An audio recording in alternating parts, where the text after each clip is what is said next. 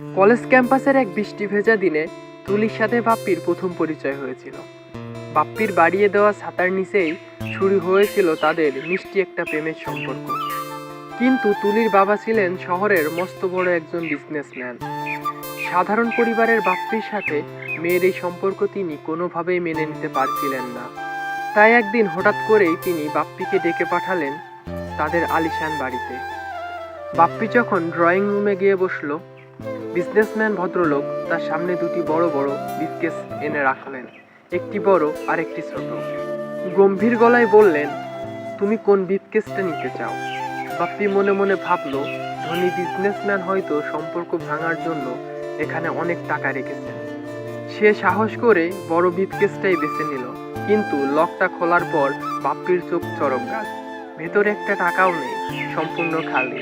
মেয়ের বাবা তখন রহস্যময় হেসে বললেন, এই ব্রিফকেস ভর্তি যেদিন নিজের উপার্জনের টাকা নিয়ে আমার সামনে আসতে পারবে বাপ্পি, সেদিন আমার মেয়ের সঙ্গে তোমার বিয়ে দেব। এই অপমান বাপ্পিকে দমাতে পারল না, বরং তার ভিতরের জেদটাকে বাড়িয়ে দিল।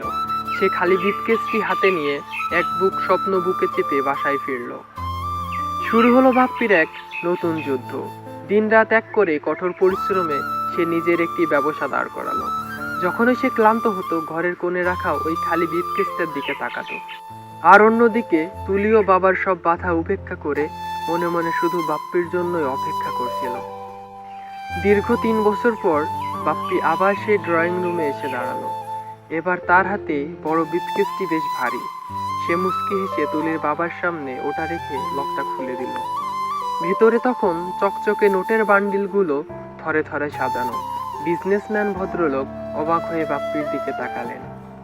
তারপর পরম স্নেহে তার কাঁধে হাত রেখে বললেন, আমি আসলে আমার মেয়ের জন্য একজন যোগ্য ও পরিশ্রমী ছেলে খুঁজছিলাম। তুমি আজ নিজেকে প্রমাণ করেছো বাপ্পি।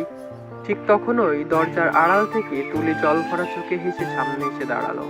বাপ্পির সততা, পরিশ্রম আর ভালোবাসার জয় হলো।